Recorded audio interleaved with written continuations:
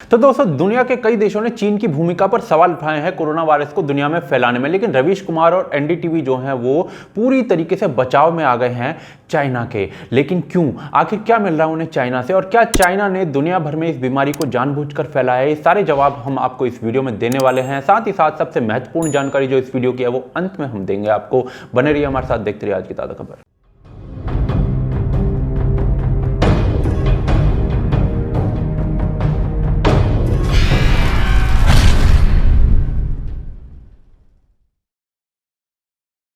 तो दोस्तों, दुनिया के कई देशों ने चीन को इस ग्लोबल पैंडेमिक सिचुएशन का रीजन माना है, और इसमें सबसे आगे जो रहा है वो शायद अमेरिका रहा है, क्योंकि डोनाल्ड ट्रंप ने कई बार कैटेगोरिकली चाइनीज वायरस कहा है इसे। और जब उनसे पत्रकारों ने कहा कि ये रेसिज्म है तो ऐसा रिस्पॉन्स रहा है उनका।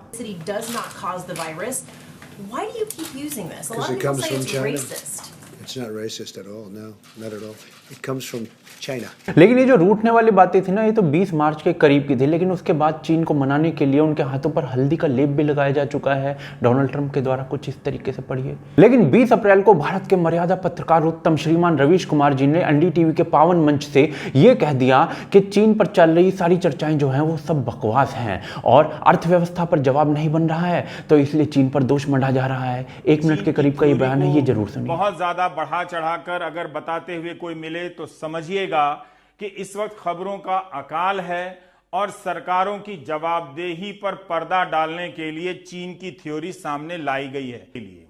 तो इसलिए चीन को एक नया दुश्मन बनाया गया है और बहुत देश चीन को लेकर अब बोल रहे हैं।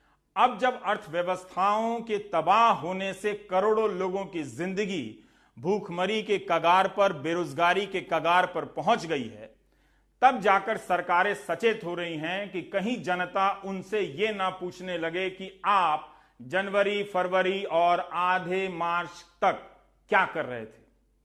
इसी जवाबदेही के सवालों से बचने के लिए कहीं पर जमात दुश्मन है तो कहीं पर चीन दुश्मन है। अब सवाल यह आता है कि भारत के तो किसी भी बड़े नेता ने चीन पर कोई बयान दिया नहीं था, और जो डोनाल्ड ट्रंप के बयान थे वो 20 मार्च के करीब के थे। तो अब अचानक से 20 अप्रैल के करीब रवीश कुमार और एनडीटीवी के अंदर ऐसा क्या चढ़ा कि वो चीन के बचाव में अचानक से आ गए? तो इसके जवाब के लिए वीडियो को अंत तक देखिएगा, लेकिन पहले ये जान लेते हैं कि चीन का बचाव एनडीटीवी के मंच से करने के क्या क्या कारण हो सकते हैं। पहला रीजन ये हो सकता है कि एनडीटीवी रवीश कुमार को सचमुच में ऐसा लगता हो। तो ये तो मुझे लगता नहीं, क्योंकि जब पूरी दुनिया के पत्रकार इस मुद्दे पर बोल रहे थे मार्च के अंदर, तब एनडीटीवी ऑलमोस्ट चुप था। दूसरा रीजन हो सकता है एनडीटीवी के मालिकों का बैकग्राउंड। कौन है एनडीटीवी के मालिक?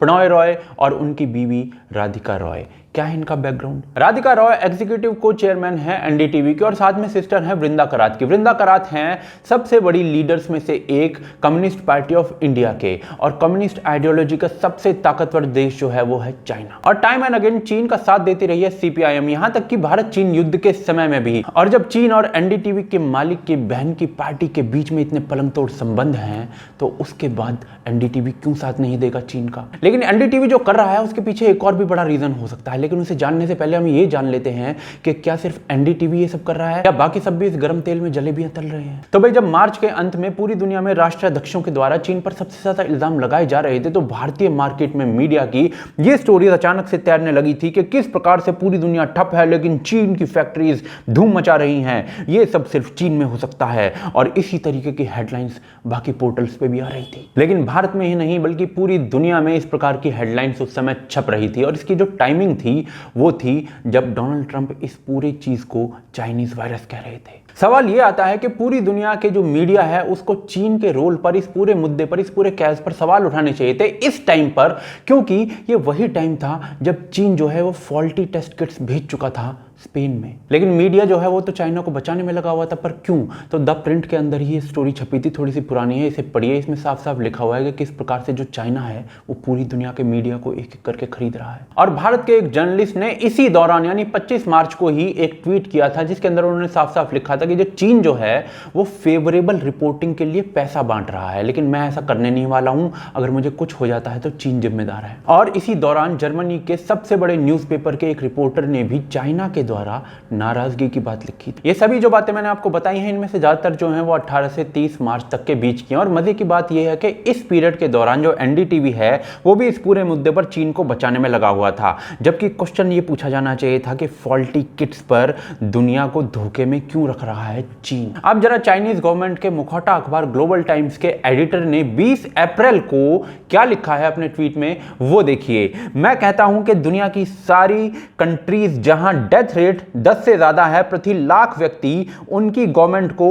लोगों से माफी मांगनी चाहिए, क्योंकि रूलिंग गवर्नमेंट की रिस्पॉन्सिबिलिटी होती है। मुझे आशा है कि इंटरनेशनल कम्युनिटी एक साथ माफी मांगेगी। अब रवीश कुमार के बयान से इस बयान को मैच करके देखिए। रवीश कुमार ने ऑलमोस्ट एग्जैक्टली यही कहा है कि जो रूलिंग गवर्नमेंट है उसकी रिस्पॉन्सिबिलिटी है, चाइना का तो कोई रोल ही नहीं है।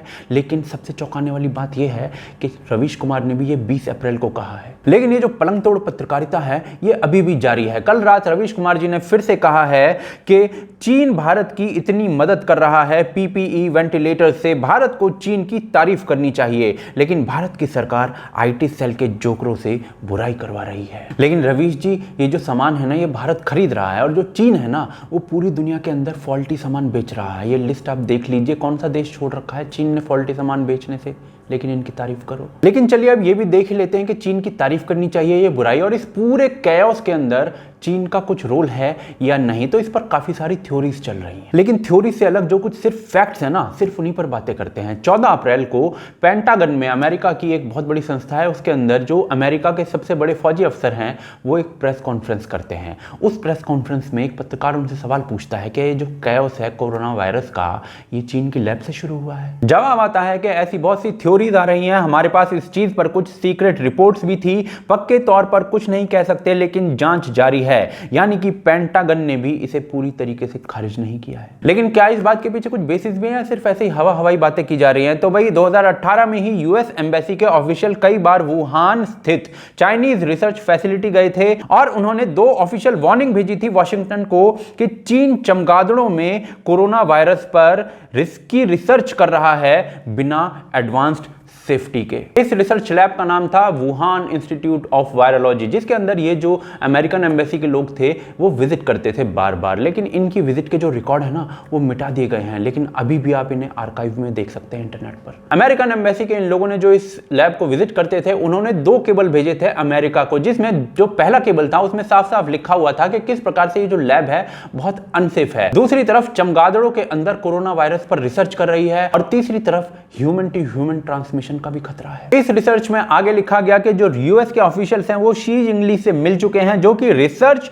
प्रोफाइल की हेड हैं, और चमगादड़ों पर सार्स से रिलेटेड अपनी रिसर्च को प्रस्तुत कर चुकी हैं। क्या लिखा गया था इस रिसर्च में? शी जिंगली इस रिसर्च के अंदर लिखती हैं कि सार्स की तरह के जो कोरोना वायरस हैं वो मानव शरीर के अंदर जो रिसेप्टर्स होते हैं, जिनको ACE2 कहते हैं, उनके साथ डायरेक्टली इंटरेक्ट कर सकते हैं। जो सीक्रेट केबल्स यूएस को भेजे गए थे उनमें यूएस से चीनी लैब्स को एक्स्ट्रा सिक्योरिटी देने की भी मांग की गई थी, लेकिन यूएस ने दी नहीं। जब ये सारे सवाल उठने शुरू हुए तो चीन की सरकार ने टोटल लॉकडाउन कर दिया वायरस के ओरिजिन से जुड़ी किसी भी इंफॉर्मेशन पर, और साथ ही साथ 14 फरवरी को एक नया बायो कानून ले आए, जिसमें कोरोना वायरस के ओरिजिन पर कुछ भी पब्लिश करने से पहले रिस्ट्रिक्शंस लगा दिए गए। लेकिन इतना होने पर भी भाई कोई सवाल मत उठाओ, क्योंकि रवीश जी कह रहे हैं, और साथ में रवीश जी ये भी कह रहे हैं कि तारीफ करनी है तो सब तारीफ भी करो। लेकिन मीडिया वाले ही नहीं भाई, WHO वाले भी जो है ना चीन के साथ गलबैयां करते हुए प्रतीत होते हैं। वो हमने एक वीडियो में कवर किया था, वो आप जरूर देखिएगा, लिंक डिस्क्रिप्शन में दे रहा हूं। और अमेरिका वालों ने तो इनकी फंडिंग भी बंद कर दी है,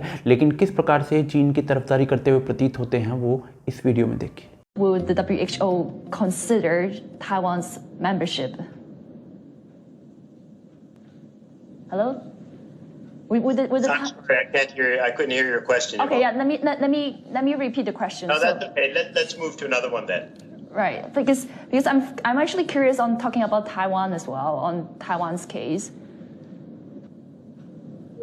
लेकिन अब आते हैं सबसे महत्वपूर्ण सवाल पर कि भाई एनडीटीवी ने ये मुद्दा जो है 20 अप्रैल के करीब पे क्यों उठाया है, जबकि दुनिया भर के लीडर्स जो हैं इसे मार्च में बोलना बंद कर चुके हैं। तो भाई भारत सरकार जो है उसने 17 अप्रैल को एक ऑर्डर जारी किया है, जिसके अनुसार जो चीन है उससे उन्होंने डायरेक्ट इन्वेस्टमेंट पर रिस्ट्रिक्शंस लगा दी हैं। ये जो स्क्रीनशॉट मैं आपको दिखा रहा हूं इसको थोड़ा सा ढंग से पढ़िएगा तो आपको समझ में आएगा सारी बात। और दूसरी तरफ चीन इससे कितना तिलमिलाया बैठा है ना, वो आप चीन की स्टेटमेंट पढ़ के समझ सकते हैं। 17 अप्रैल को ये डिसीजन आया, 18 और 19 तारीख को इस पर थोड़ी सी चर्चा हुई मीडिया और सोशल मीडिया के अंदर, और 20 अप्रैल को जो रवीश कुमार जी हैं उन्होंने चीन को बेकसूर बता डाला और कहने लगे कि भाई इन्वेस्टमेंट नहीं आ रही है, अर्थव्यवस्था पर कोई जवाब नहीं है, तो चीन नाम का एक नया दुश्मन ढूंढ लिया गया है। तो दोस्तों ये सब सिर्फ एक माइंड गेम प्रतीत होता है आप सबके दिमाग से खेलने के लिए, जिसके पीछे पैसे की बहुत बड़ी ताकत मुझे लगती है। लेकिन आप इस झांसे में आएंगे या नहीं मैं नहीं जानता, मैं बहुत भोला आदमी हूँ, आपको पता ही है।